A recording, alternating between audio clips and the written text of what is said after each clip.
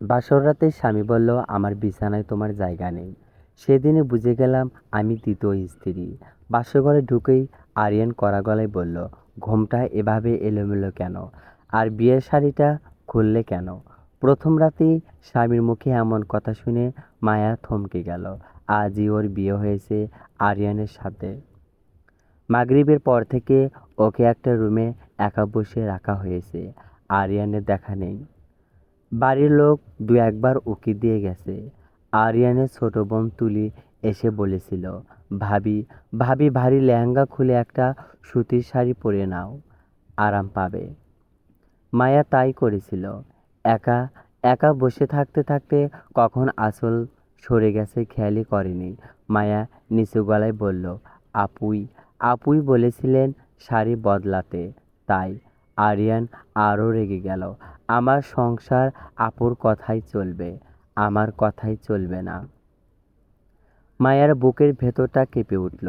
বাসর রাত নিয়ে প্রতিটা মেয়ের স্বপ্ন থাকে।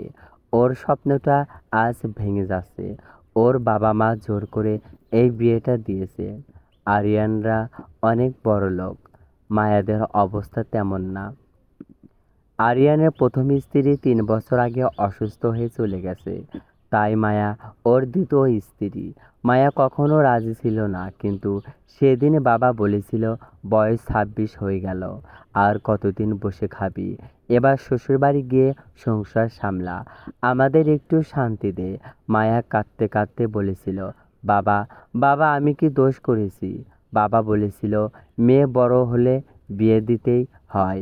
ওনার বয়স 38 বছর, আমার চেয়ে 12 বছরের বড়। আর উনি বিধবা।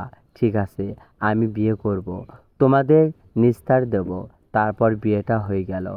আর আর বাসর রাতেই মায়া বুঝে গেল ও কোনো পরিস্থিতিতে এসেছে। সারা জীবন হয়তো স্বামীর অবহেলায় ওর কপালে। কারণ ও দ্বিতীয় পক্ষ। আরিয়ান ফ্রেশ হয়ে এসে একটা কথাও না বলে শুয়ে পড়ল।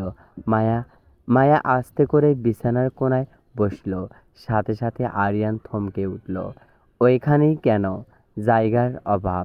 মায়া কাপা গলায় বলল, তাহলে তাহলে আমি কোথায় ঘুমাবো?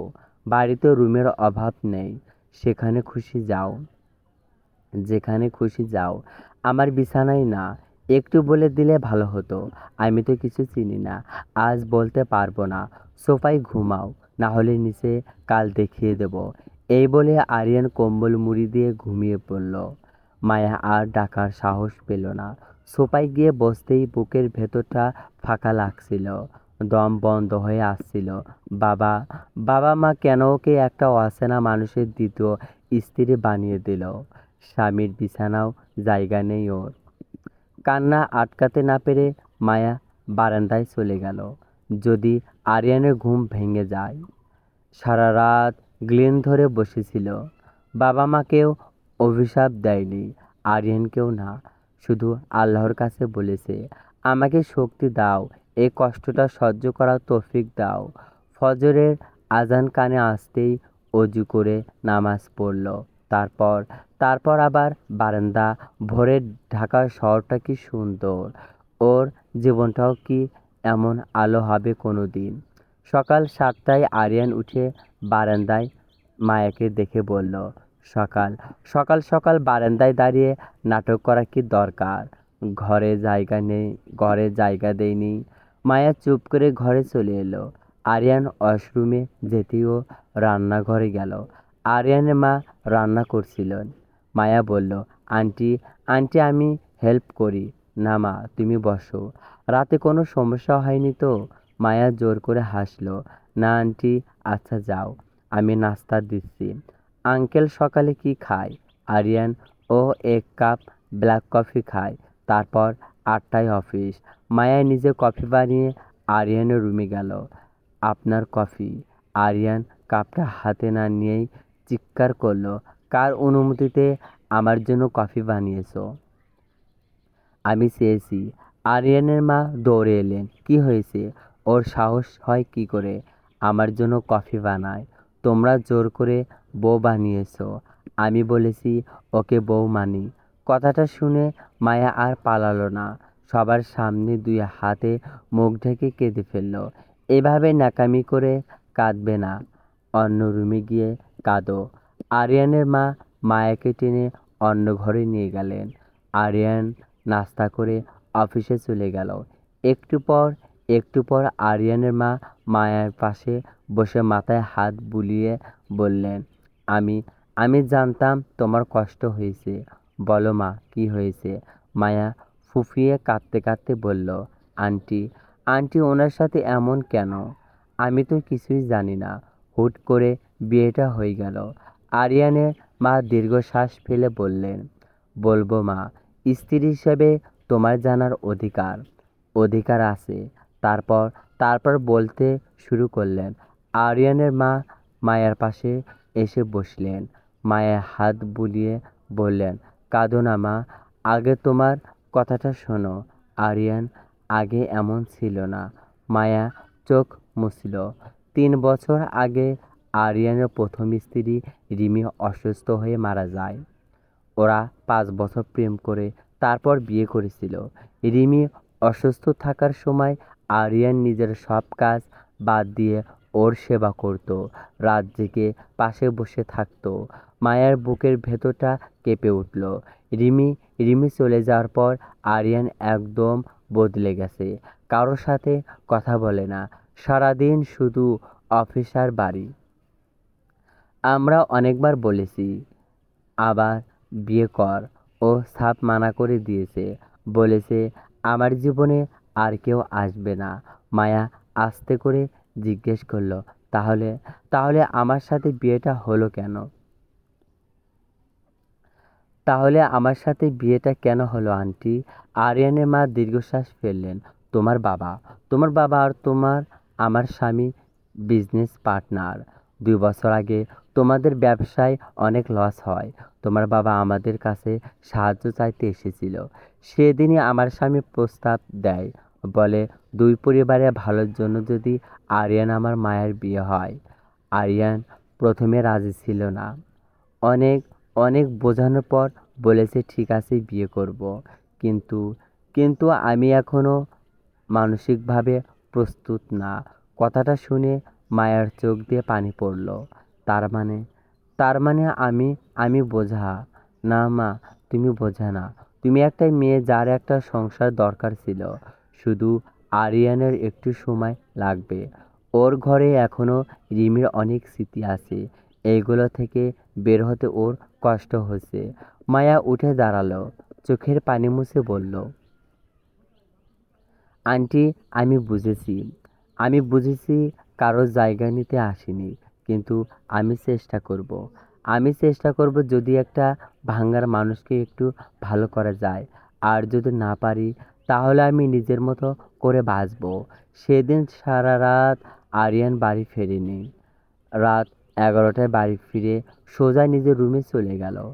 আরিয়ানের রুমে একটা বড় খাট আছে, কিন্তু রিমি চলে যাওয়ার পর থেকে আরিয়ান ওই খাটে ঘুমায় না, ও সোফায় ঘুমায়। কারণ খাট দেখলেই রিমির কথা মনে পড়ে।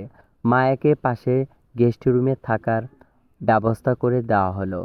রাত 2টায় আরিয়ানের ঘুম ভেঙে গেল।